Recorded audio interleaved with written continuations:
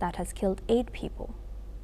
The attack targeted an Alawite area and is the latest in a series of violence against the minority since the fall of Bashar al-Assad in December last year. Security forces were deployed to break up clashes between demonstrators and counter-protesters. Protesters called for political federalism and regional autonomy, demanding an end to bloodshed and the release of detained community members. Although authorities have released some detainees and promised protection for all communities, Alawites remain concerned about their future under the new Islamist leadership. Now for this discussion, we welcome Ambassador Suresh Goyal. He's a former Indian diplomat, joins us live from New Delhi. Thank you very much, Ambassador Goyal, for joining us again. Good to see you. Good afternoon. Good evening. Good evening, yes. Yes. Now looking at this, can you tell us who are these Alawites, even though I've mentioned that they are part of Islam?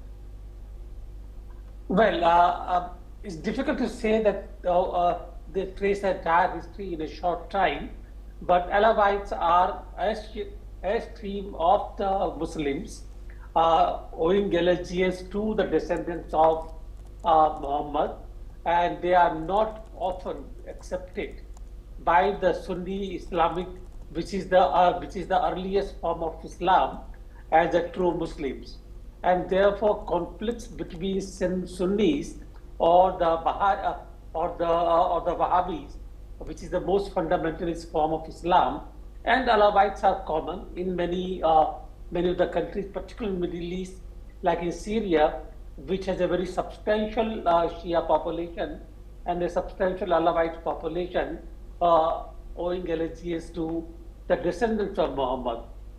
Now, Bashar Assad, as the president of Syria, did manage to keep these kind of dissidents under control and make sure that this intra-factional or intra-religious rivalry between those who are more fundamentalist and more the Wahhabi style of Muslim and the further slightly removed streams, that the clashes or the differences between them do not turn into actual clashes on the street. Shara, the current Syrian president, obviously has not been able to do that.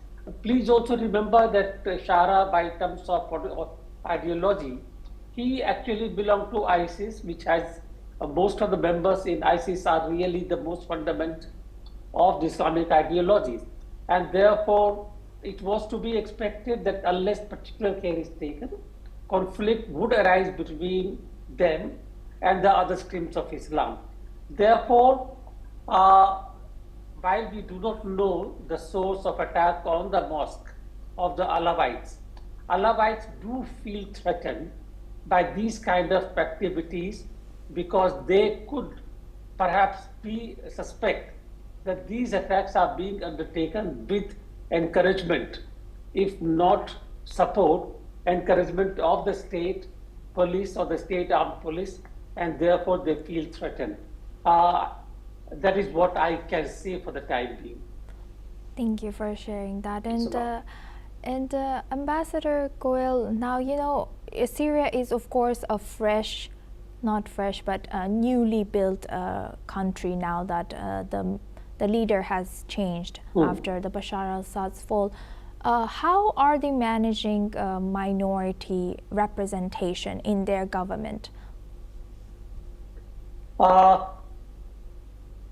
don't know. Frankly speaking, there is very little news coming out from Syria on the relationship with the minorities.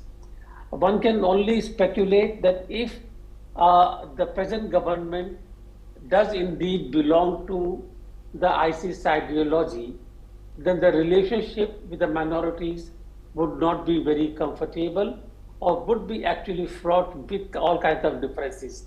But that is purely a speculation because I do not have any hard evidence to support what I'm saying.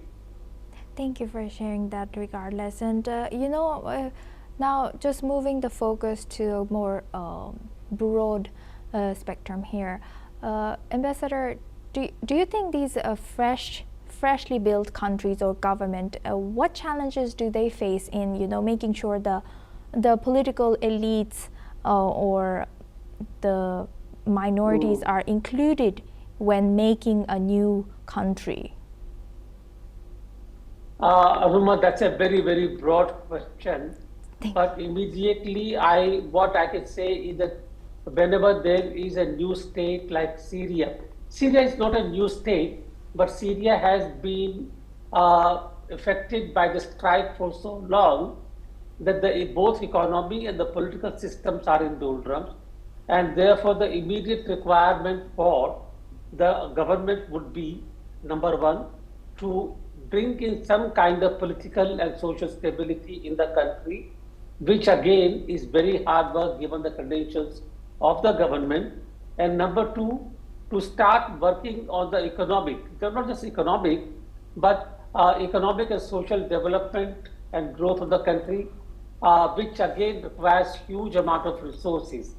Given what the state of Syria is, many countries, unless they are actually just giving it as aid, many countries would be rather wary of entering into kind of any economic agreements, cooperation with Syria, unless the polity stabilizes.